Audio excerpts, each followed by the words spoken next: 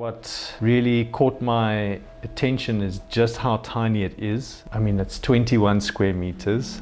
I think what we tried to achieve with this specific design was a fair balance between furniture that is both transformable and usable in different kinds of ways, but also not so much that you feel like you're packing up and putting things away every time you need to do something different. It's quite a new material working with Hempcrete. Tell me a little bit more about that process of designing for Hempcrete. Hempcrete itself is not a new material. It's 40 years in the making. There wasn't really any way different that we had to approach the design to suit the material. We made the material work for us. How does Hempcrete breathe? Hempcrete is a mixture of the hemp stem with lime. And because of that lignocellular structure of the hemp, moisture and temperature is able to move through the material at quite an ease. And it's also able to hold a huge amount of energy. The result of that is temperatures are highly regulated within your space by your walls. So it will absorb a very high temperature and release it to the other side, same with the inverse. And it does the same with humidity. What makes up the mix of a Hempcrete wall? They've made it extremely easy for any one of us. So we've just got ratios 3 to 2 to 1 of hemp to lime to water. A simple mix, and you would mix it in your concrete mixer or in a bucket, pack it into place and let it set.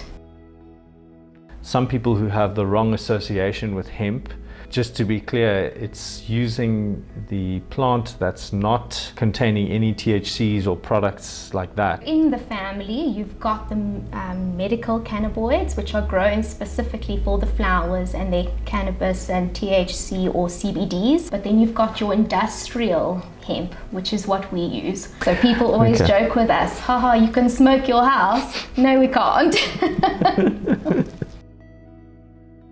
The idea is that it gets manufactured off-site using Hempcrete walls, timber frame construction, and then loaded onto a flatbed, transported to an exotic location somewhere in the forest, and then assembled by a few people into a tiny house. When we think of design for manufacture assembly, we can think of capsules and we can think of panels. For our larger builds, we will have a panelized stack loaded onto a truck and transported to site. For the tiny house, to be able to access remote locations and be a quick drop and go, we decided to design in the capsule format, where we would have a base and a hat that would come consecutively on a truck and be assembled on site. What kind of locations do you think your Bioca tiny house will be suitable for?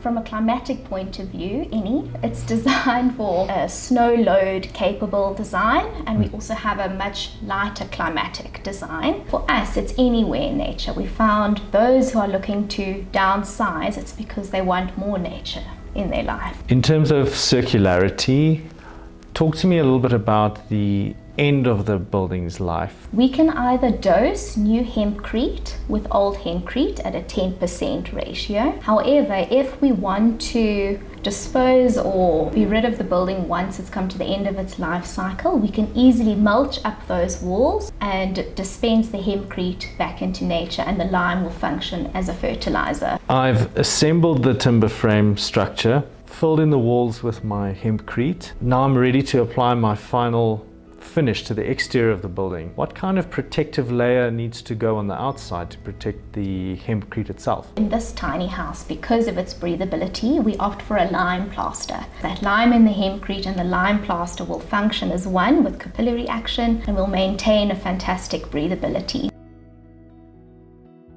How much more expensive is Hempcrete as a product? The Hempcrete would be more expensive.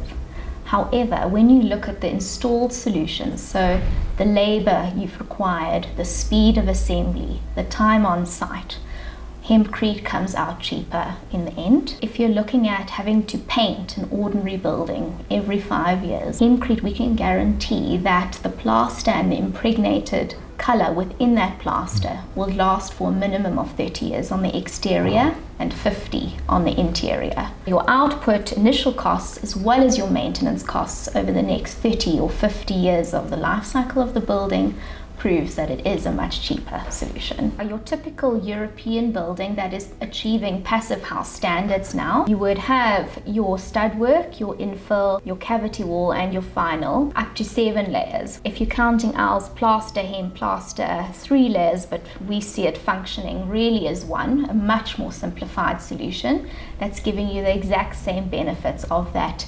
exhaustive multi-layer construction, and within that you see many films and plastics working on the air tightness of the building, and you're asking, is that really so green and eco-friendly after all? We'll never claim that Hempcrete can hold up a building, but where it shines is as an insulation material.